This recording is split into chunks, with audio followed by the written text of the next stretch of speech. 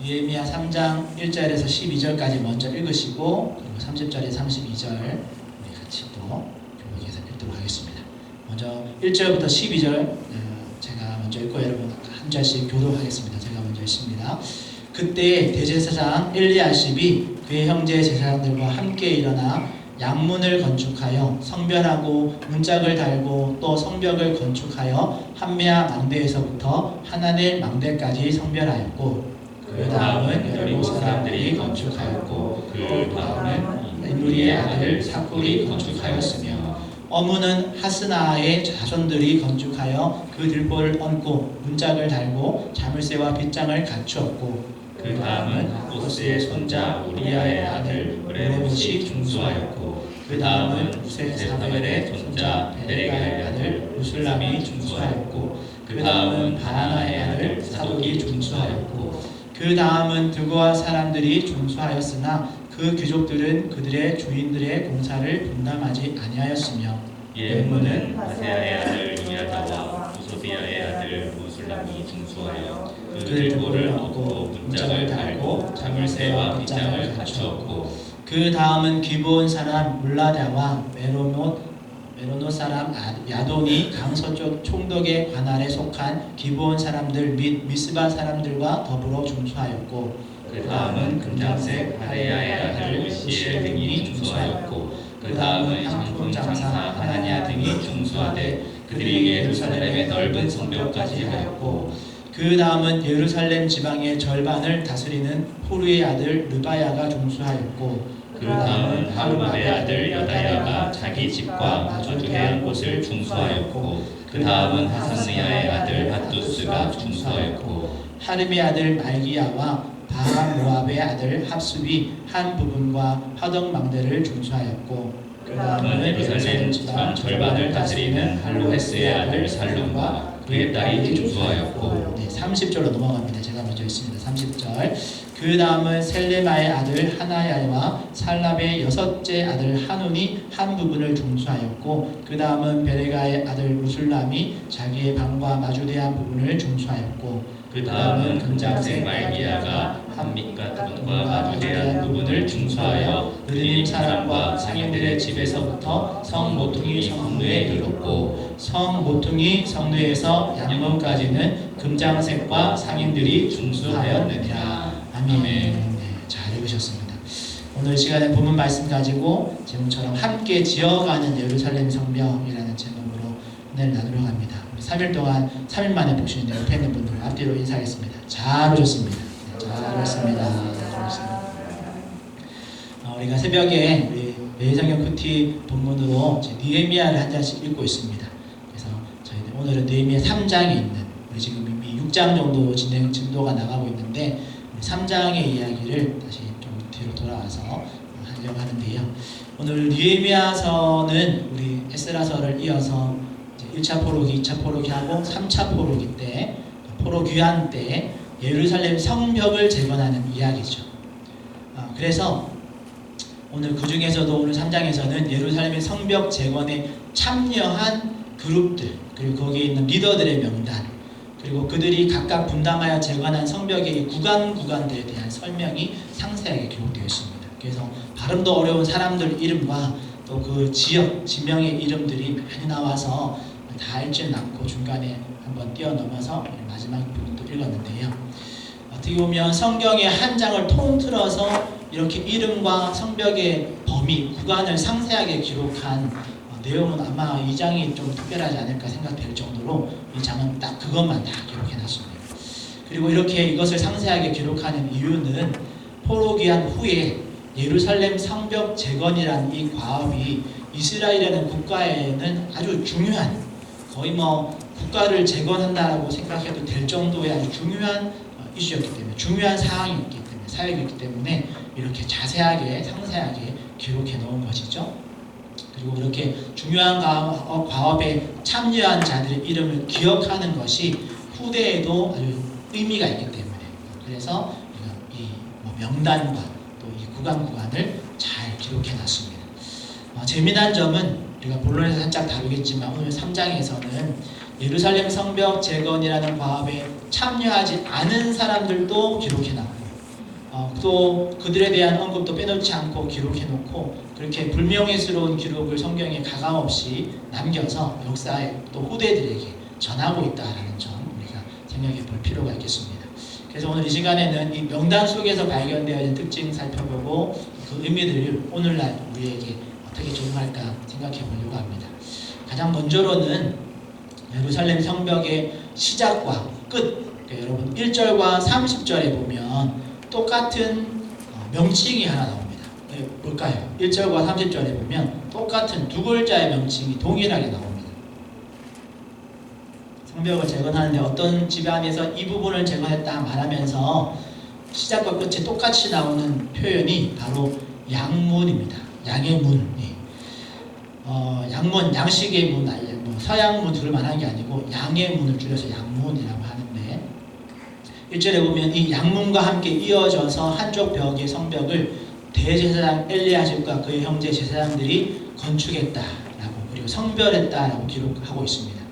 그리고 3장 마지막 절 32절에 가면 쭉 이렇게 한쪽을 이어서 양문부터 시작해서 쭉 한 바퀴를 돌거든요. 그래서 그 옆에 있는 이어지는 그 구간과 그리고 그걸 담당한 가문 그 리더들의 이름을 쭉 명단을 쭉 기록하고 마지막 32절에 오면 한 바퀴를 뺑 돌았으니까 다시 양문으로 돌아와서 마지막 양문 오른쪽으로 시작했으면 양문의 오른쪽부터 시작해서 쭉 돌아서 양문의 왼쪽 편에 대한 이야기를 하고 있는 거겠죠. 그렇게 다시 양문으로 이어지면서 마지막 부분을 32절에 보면 금장색과 상인들이 중수하였다라고 기록해 왔죠. 참고로 여기 나오는 금장색과 상인들은 건축에 참여한 사람들입니다. 가문이라기보다는 사람들의 직업을 말하는 겁니다. 3장 곳곳에 금장색과 상인들의 직업에 대한 언급이 계속 기록되어져 있는데요. 성벽 재건이라는 과업에는 재정적인 부분들이 많이 상당한 부분을 차지했기 때문에 이런 부유한 직업군의 사람들이 많이 참여해서 담당했다는 것을 우리가 확인할 수 있죠. 다시 양문으로 돌아와서 실제로 예루살렘 성에 가면 양문이 있습니다. 예루살렘 성이 크니까 문이 여러 개가 있는데 그 중에 양문, 여러분들이 아는 문은 미문이라고 들어본 적도 있을 거고 똑같은 건 아닌데 미문이라는 문도 있고 양문이라는 문도 있습니다. 양의 문이라고 불리우는데 위치상으로는 예루살렘 성 북동쪽 모퉁이에 있는 문이라고 합니다. 그리고 이 문의 이름이 양의 문으로 지어진 이유가 있는데요. 그 이유는 성전 제사에 쓰여질 양 그리고 소나 염소 이런 것들 제물들을 성전으로 들어올 때 그 제물들을 씻기는 연못이 그 양문 옆에 있었거든요. 그 연못이 어떤 연못이냐면 우리가 한 번쯤 들어봤을 베데스다 연못입니다. 그러니까 베데스다 연못에 근접한 문이 있는데 그 문이 양문입니다. 왜냐하면 제물을 베데스다 못에서 씻어서 이제 양문을 통해서 예루살렘 성으로 가지고 들어오기 때문에 그렇습니다. 여러분 베데스다 하면 떠올라지는 사건이 하나 있죠. 요한복음 5장에 가면 5장 2절에 보면 이 베데스다 연못에서 이렇게 병자를 고치는 일들이 있었죠. 그리고 한 병자가 예수님이 너 여기서 뭐 하냐 물었을 때 저 연못이 한 번씩 동할 때가 있는데 움직일 때가 있는데 그때 그 물에 가장 먼저 들어가는 사람은 어떤 병이든지 나음을 입습니다. 그래서 내가 여기서 오랜 시간 병치를 하고 있지만 저 물이 동할 때 나도 들어가려고 기다리고 있습니다. 그런데 나는 거동이 불편해가지고 빨리 못 들어가서 누군가 나를 그 물에 빨리 집어넣어 주기만 하면 병이 나을 것 같은데 그럴 사람이 없어서 여기서 계속 기다리고 있습니다. 이런 말을 하고 예수님께서 환자에게 일어나서 건강하게 되어져서 집으로 돌아갈 것을 말하고 회복시켜주는 그런 놀라운 사건이 기록되어 있는 내용이 나오죠. 거기에 등장하는 베데스다가 이 양문 곁에 있는 베데스다 못입니다. 그러니까 구약에서는 제물을 씻어서 성 안으로 들어오는 하나의 절차와 같은 이렇게 중간 정착지와 같은 그런 곳이었다면 신약에서는 예수님 당시에는 이 못에 들어가면 많은 이 죄를 씻음 받는 그런 믿음을 가지고 행하는 그런 연못 옆에 있는 양문이었다라는 거죠. 그리고 요한복음 10장에 가면 우리가 잘 아는 예수님의 선한 목자 비유가 나오는 내용이 있습니다. 요한복음 10장에 선한 목자 비유가 나오는데요. 거기 보면 예수님이 선한 목자에 대한 비유를 쭉 하시다가 예수님이 이런 말씀을 하십니다. 요한복음 10장 7절을 제가 읽어드릴 건데요. 그러므로 예수께서 다시 이르시되 내가 진실로 진실로 너희에게 말하오니 나는 양의 문이다 라고 예수님이 스스로를 나는 양의 문이다 라고 소개를 하십니다. 그러면서 양의 문, 그리고 나는 선한 목자다. 그래서 이 문을 통해서 들어가는 사람이 목자다. 문을 통하지 않고 담을 넘어오는 자들은 강도고 일이고 도둑질하는 도적이다 라고 이렇게 설명하신 적이 있습니다. 그때 예수님은 나는 양의 문이다 라고 말하실 때 그 양문이 지금 예루살렘에 있는 이 양문을 말하는 겁니다. 예수님의 그 비유에서 자신을 양의 문이라고 비유하신 이유는 아까 말한 것처럼 선한 목자는 울타리를 넘어서 들어가지 않고 이 문을 통해서 들어온다라는 설명을 하시면서 이 양의 문을 언급하셨죠. 그리고 아마 그 비유, 선한 목자 비유를 들을 때 나는 양의 문이다 라고 하신 그 예수님의 말씀을 들을 때 예루살렘에 있는 모든 유다인들은 아마 예루살렘 성전에 있는 그 양의 문을 떠올렸을 겁니다. 그 문으로 재물이 드나들지 거기서 재물을 먼저 씻어서 성 안으로 들어왔지, 이런 내용들을 아마 떠올렸을 겁니다. 이처럼 예루살렘 성벽 재건의 시작과 끝을 양문으로 기록한 것에 대한 의미가 그만큼 있습니다. 왜냐하면 예루살렘 성벽을 재건하는 과정 속에 재물이 성 밖에서 씻고 그 성 안으로 이 양문을 통해서 들어와야 되는 것처럼 우리 모든 성도들도 양의 문이 되신 예수 그리스도를 통해서만 하나님께로 나아갈 수 있다라는 것을 알려주기 위해서, 상징하기 위해서 이렇게 그 기록에 이렇게 양의 문으로 시작해서 양의 문으로 끝나는, 그리고 신약에서는 예수님이 그 양의 문을 비유로 또 이 비유를 통해서 하나님의 말씀을 깨닫게 하시는 그런 과정을 겪게 하시는 거죠. 여러분, 그래서 우리가 예수 그리스도의 그 보혈의 은혜를 통과하지 않고는, 그 보혈로 씻겨지지 않고는 하나님께로 나아갈 수 없다라는 것 여러분 꼭 기억하시기를 바랍니다.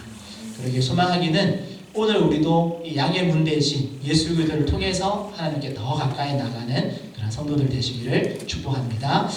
두 번째로 느헤미야 3장의 기록에 보면 정말 다양한 직분의 사람들, 그 사람들이 정말 진심을 담아서 성벽 재건에 참여한 것을 볼 수 있습니다. 오늘 본문 다 읽진 않았지만 내용을 쭉 읽어보면 대충 세보면 대략 75명의 이름이 등장하고, 그리고 거의 15개 이상의 직종, 직업에 대한 언급들이 나옵니다. 여러분, 이 숫자만 보더라도 성벽 재건에 이스라엘의 다양한 모든 백성들이 참여했다는 것을 우리가 알 수 있죠.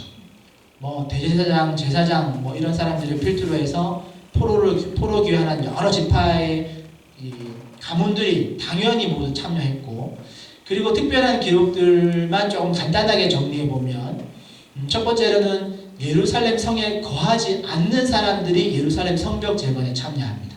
오늘 2절에 보면 여리고 사람들, 그리고 7절에는 기브온과 미스바에 사는 사람들, 13절에 보면 사누아의 거민들, 이런 사람들은 예루살렘 성벽 주민이 아니거든요. 예루살렘 성 주민이 아닌데 주변에 있는 이 유대인들이 함께 예루살렘 성벽 재건에 동참해서 거리상으로도 또 상당히 멀리 떨어져 있는 동네 그런 성읍들이 있는데 거기서부터 와서 예루살렘 성벽에 참여해서 성벽의 일부분을 쌓은 것을 볼 수 있습니다.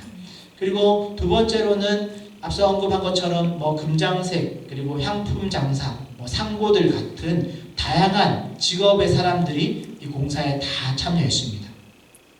그리고 세 번째로는 12절에 보면 살룸과 그 딸들이라고 언급되어 있습니다. 그러니까 여러분, 구약 성경에는 여자의 그 이름이 잘 등장하지 않고 어떤 족보라든지 사람의 수를 셀 때도 여자의 수는 세지 않을 정도로 여자의 어떤 권위나 이런 것들이 이렇게 낮은 그런 시대였는데, 오늘 성경에 보니까 살룸과 그 딸들에 대한 언급을 하면서 여성들의 참여도 기록해 놓았습니다.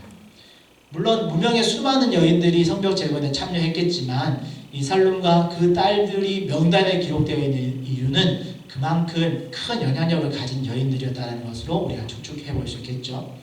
이처럼 다양한 직업의 사람들, 다양한 직종의 사람들, 그리고 다양한 지역의 사람들, 남녀노소, 남녀 불문하고 다 성벽 재건에 함께 참여하였다는 것을 우리가 알 수 있습니다. 그리고 오늘 본문 어디에서도 이들이 어떤 자신의 개인의 이익을 위해서 이 일에 참여했다는 기록이 없습니다. 오히려 이들은 지역도 다르고 성별도 다르고 직종도 다 다르지만 자신들이 감당할 수 있는 최선의 것으로 이 성벽 재건에 정말 합심해서 참여했다라고 기록해 놓고 있습니다. 그러니 성벽 재건에서 우리는 정말 이런 아름다운 그런 다양성과 연합 그리고 진정한 마음들을 우리가 알아볼 수 있는 거죠. 오늘 이런 성벽 재건을 통해서 우리는 오늘 제목과 같이 함께 지어가는 예루살렘 성전에 대해서 우리가 생각해 볼 필요가 있겠죠. 어떤 면에서 오늘날의 교회도 오늘 예루살렘 성벽을 지어지는 그런 것 같은 모습을 우리 교회 안에 있다라는 것을 우리가 기억하시면 좋겠습니다. 여러분 교회 안에도 다양한 성도들이 있고 또 연령대도 다르고 직업군도 다르고 또 지역과 혈통도 다를 수 있겠죠. 그런 다양한 사람들이 예수 그리스도 안에서 하나로 함께 세워져 가는 것입니다. 그리고 그 다양함 속에서 행할 때 우리가 주의해야 할 것이 있습니다.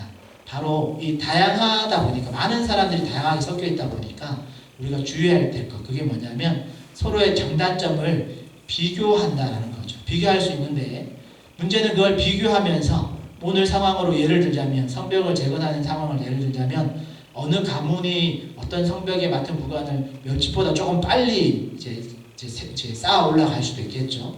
그러면 괜히 비교하면서 우리는 왜 이렇게 늦느냐, 저 집 봐라, 저 집은 저렇게 화합하면서 열심히 짓는데 우리도 좀 어떻게 이렇게 서로를 비교하면서 화합하기보다는 그것을 깨뜨리는 상황이 발생할 수 있습니다. 그래서 여러분 항상 다양함이 연합되어지는 과정에 우리가 주의해야 될 것은 이런 비교의식. 그러기에 여러분 다양함이 함께 가려면 비교하는 게 아니라 서로를 보완하는 관점에서 서로를 바라봐 줘야 합니다. 그러니까 나는 이거를 잘하니까 또 저 사람은 저걸 잘하는데 서로 못하는 것만 이렇게 서로 열등감 가지고 저 사람은 저거 잘하는데 나는 저거 못해. 난 저 사람은 또 저거 잘하는데 나는 못해. 이런 식의 비교가 아니라 나는 이걸 할 줄 알고 저 사람은 이거를 또 못하거나 아니면 저 사람은 저걸 잘하니까 그러면 내가 못하는 건 저 사람의 도움을 좀 받고 또 저 사람이 못하는 건 내가 좀 보완해 줘야겠다. 이런 관점으로 우리가 연합할 때 더 하나로 더 완전한 모습으로 우리가 이렇게 세워져 갈 수 있다는 거죠. 그렇게 여러분 서로의 약점을 보완하고 또 서로의 장점은 서로 칭찬하면서 격려해야 합니다. 여러분 성벽 재건할 때 그렇게 했기 때문에 우리가 또 6장 정도 가면 52일 만에 시작한 지 52일 만에 2달 안 되는 시간에 이 큰 성의 예루살렘 성벽을 정말 빈틈없이 완공할 수 있었던 거지. 그러기에 소망하기는 우리 화전충영교회도 이렇게 함께 지어져 가는 그런 화전충영교회가 되기를 축복합니다.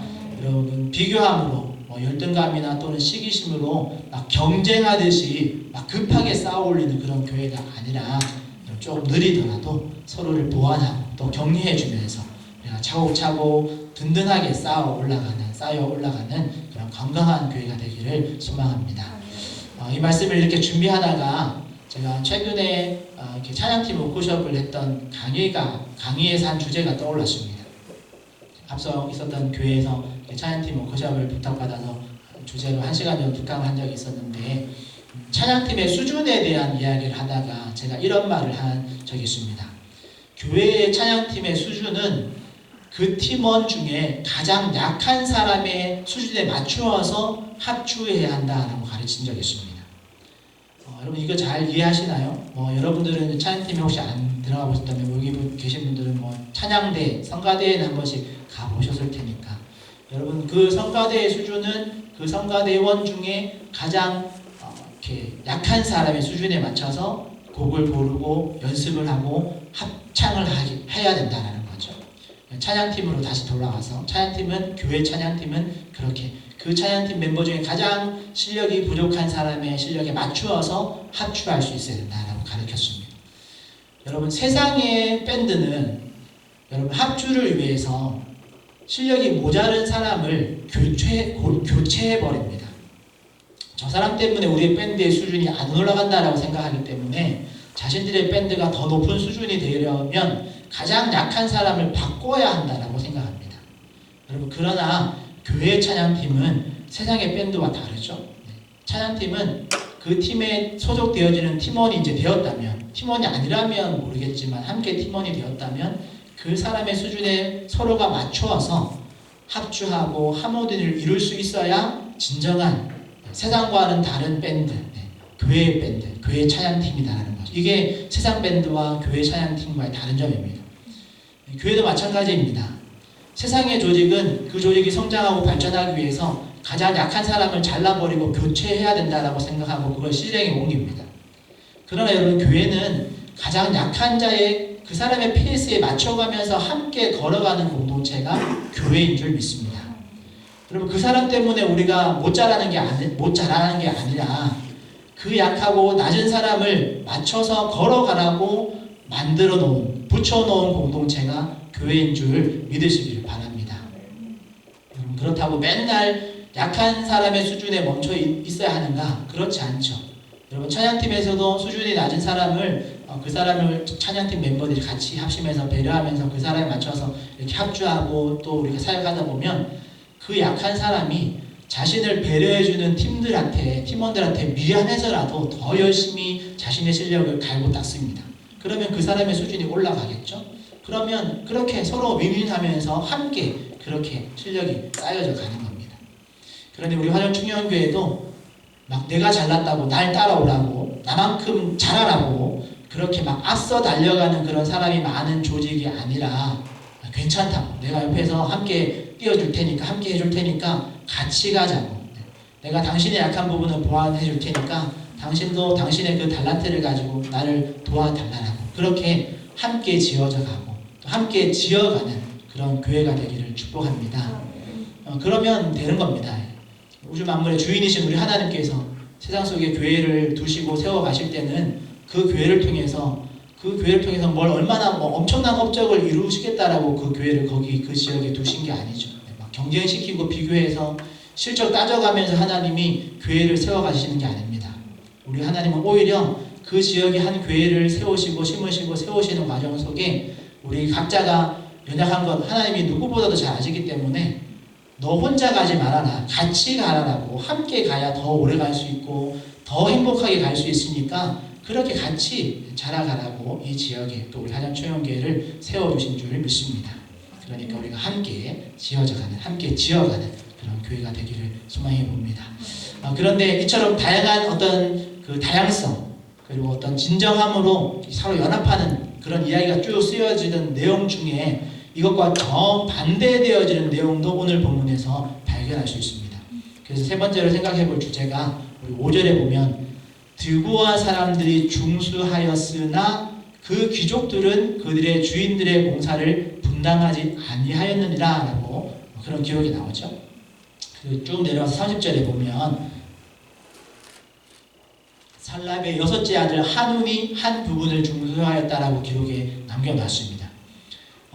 그러니까 5절에서는 드고아 사람들이 중수하였으나, 드고아의 그 백성들이 중수하였으나 그 중에 귀족들은 공사에 참여를 거절했다라는 말이고, 30절에 살랍의 여섯 번째 아들 한운이 중수했다라는 말은 다르게 우리가 잘 생각해보면 여섯 번째 아들이니까 여섯 아들이 다 참여한 게 아니고 여섯째만 참여한 겁니다. 살랍의 아들이 몇 명 있는지 모르겠지만 그 중에 여섯 번째 아들 한운이 자신의 가문과 함께 그 성벽의 한 구간을 중수했다는 말이죠. 그러니까 첫 번째부터 여섯 번째 빼고 나머지 아들은 성벽 재건에 참여하지 않았다는 말입니다. 그래 수많은 사람들이 성벽 재건에 참여하지만 그렇다고 100% 모든 사람들이 참여하지는 않았다는 말이고, 드고아의 귀족들도 불리우는 유력한 사람들이 이 성벽 재건에 불참의 뜻을 표했고, 살랍의 아들 여섯 번째 말고 나머지 아들들도 성벽 재건에 불참했습니다. 그리고 오늘 성경의 기록자는 이런 불참자들에 대한 어떤 비판도 기록해 놓지 않고 있습니다. 그냥 담담하게 팩트만 성경에다 딱 역사에다가 기록을 남긴 거죠. 명단만 딱 기록에 남긴 겁니다. 어떤 면에서 이건 참여하고 안 참여하고는 각자가 선택하는 것이니까 불참할 수도 있겠죠. 그리고 하나님은 하나님의 사역은 언제나 자원하는 자를 통해서 일하신다는 걸 여러분 기억한다면, 불참자들을 억지로 끌어다가 거기다 갖다 놓고 일을 시킨들 하나님께서 기뻐하시는 사역은 되지 않기 때문에 그렇게 구구절절 그들을 책망하지 않고 그냥 팩트만 딱 적어 놓은 겁니다. 그럼에도 불구하고 내가 조금 더 생각해보면 이 기록은 포로귀환 후에 나라를 다시 세우는 것만큼 중요한 그런 성벽 재건한 사람들의 명단 안에 그 기록 안에 이 사람은 참여하지 않았다라고 기록되어진다는 것. 이런 불명예스러운 기록으로 남는다라는 것 결코 좋은 선택이 아니다라는 것 우리가 꼭 기억하시고 이 말씀을 오늘날 우리에게 적용한다면 여러분 교회 안에서 다양한 어떤 행사들이나 또 어떤 이슈들이 있을 때 여러분 특별히 그 중에서도 우리 모든 공동체에 한 사람 한 사람이 참여하는 것이 더 큰 의미를 두는 어떤 행사나 일들이 있을 때 그럴 때 여러분 하나님께서 가장 기뻐하시는 것은 누가 얼마나 많은 헌신을 했느냐 보다 공동체 전체가 자원함으로 기쁨으로 참여했느냐를 보신다라는 거 여러분 꼭 기억하시고 할 수만 있다면 여러분 공동체 전체가 참여하는 어떤 행사나 이슈 때 여러분 모두가 참여하시는 그런 은혜가 있기를 소망합니다. 그러기에 올 한 해 우리가 마무리하는 이 한 해를 돌아볼 때 여러분 꼭 해야 될 것이 있습니다. 다음 주에 광고가 나오겠지만 또 미리 광고했지만 여러분 성탄 주일날 오후 예배 후에 성탄 발표회가 있습니다. 여러분 거기에도 여러분 뭐 누가 어느 정도가 잘했느냐 그거가 중요한 게 아니고 하나님께서 기뻐하시는 발표회라고 생각해 볼 때 모든 지체가 함께 참여하는 성탄 축하 발표회가 될 때 하나님이 가장 기뻐하신다 꼭 기억하셔서 그날 여러분들 잘 참여하셔서 함께하는 것 그게 중요하니까 모두 참여하셔서 하나님을 기쁘시게 하는 그런 귀한 시간이 되기를 소망합니다. 마지막으로 살펴볼 것은 이런 불참자들과 정반대되어지는 인물이 있습니다. 어떤 사람들이 이 불참자들과 정반대되어지냐면 참여하는 사람들이 반대되어지는 것보다 이들보다 더 반대되어지는 사람들이 그들이 누구냐면 한 번 참여하는 것도 안 하겠다는 사람들과 반대되어지는 사람 누구냐면 자신들이 건축한 부분들을 다 하고 나서 또 다른 부분을 건축하는 것에 또 다시 참여하는 자들이 있었습니다. 그러니까 두 번 참여하는 사람이 있었다는 거죠. 자신들이 맡겨진 사역을 다 하고 이걸 완성해 놓고 또 다른 곳 아직 만들어지지 않은 곳에 가서 한 번 더 이 성벽 재건에 참여하는 그룹이 소개되고 있습니다. 그게 두 그룹 정도가 소개되어 있는데 4절에 나오는 우리아의 아들 무레못이라는 그 인물 여기 5절에 또 나오는 드부아 사람들입니다. 이들은 두 번 이 명단이 언급되어집니다. 이들은 3절에 시작되어진 이 어문을 건축한 사람들의 명단에도 기록되어져 있고 무레못 같은 경우에는 21절에 드부아 사람들은 27절에 무레못은 21절에 나오고 드부아 사람들은 27절에 샘문을 건축할 명단에 다시 한번 또 등장합니다. 그러니까 이들은 자신들이 증축할 분야를 그 부분을 다 완수한 후에도 또 다시 건축에 참여해서 헌신한 자들이죠. 그러니까 한 몫, 자기에게 주어진 한 몫만 감당하는 것이 아니라 두 몫을 감당한 사람들이 있다는 거죠. 그러기에 소망하기는 우리 하늘초연교회 모든 성도님들도 이렇게 두 몫을 하는 성도들 되시기를 바랍니다.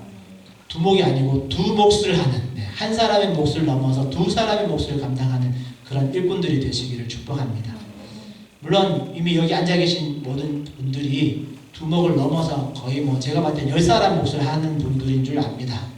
그리고 어려운 시기도 잘 버티시고 또 지금까지 지켜오시고 그리고 앞으로도 더 잘 감당할 줄 믿습니다. 지금까지 그렇게 잘 해오신 것처럼 이제는 교회 안에 10몫을 감당하고 또 교회 밖으로도 선한 영향력을 더 많이 나눠주시는 그런 성도들 되시기를 축복합니다. 결론적으로 오늘 우리는 느헤미야 3장의 기록을 보면서 하나님의 성전과 하나님의 나라 성벽인 이 교회 공동체를 세워가는 일에서도 동일한 의미의 상황들이 이루어지고 있음을 알 수 있었습니다. 여러분 양의 문 대신 예수 그리스도를 시작과 끝으로 해서 정말 다양한 사람들이 함께 자신의 몫을 감당하면서 이 교회 공동체를 세워간다는 것 여러분 꼭 기억하시고 물론 그 중에는 이 건축에 불참하는 사람들도 있을 수 있죠. 그런데 그들 나름대로 이유가 있을 수 있으니까 그들을 비판할 필요 없이 그냥 놔두시고 오히려 마지막에 우리가 다룬 것처럼 자신의 몫을 감당한 후에 또 다른 누군가의 모습을 누군가를 봐줄 수 있는 그런 두 사람의 몫을 하는 그런 지체들이 우리 공동체 안에 분명히 있음을 바라보면서 여러분 힘을 더 내시기를 바랍니다. 특히 앞에서 다루지 않았지만 오늘 성벽 재건 건축에서 특이한 점 중에 하나는 모든 사람이 참여할 때 각자 자기와 가장 가깝고 또 자신의 손에 미칠 수 있는 곳부터 성벽을 쌓았다라는 점입니다. 오늘 그 내용들을 잘 보면 각자가 할 수 있는 분야 또 자신의 집에서 가까운 곳부터 성벽을 쌓았습니다. 당시에는 이렇게 마을 이렇게 그룹 지파들끼리 이렇게 위치를 정해서 이렇게 살았으니까 그럴 수 있는데, 즉 이런 순종과 협력은 언제나 가깝고 소소한 것에서부터 시작한다는 겁니다. 그리고 차근차근 꾸준히 포기하지 않고 쭉 해나가야 된다는 점이죠.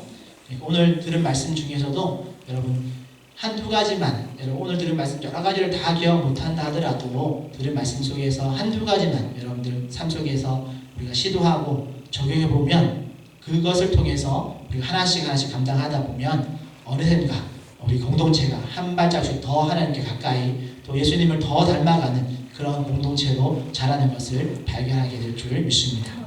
그리고 이렇게 예수님으로 시작해서 예수님으로 끝나는 교회 공동체 세우기 프로젝트에 우리 모두가 함께 하기를 소망합니다.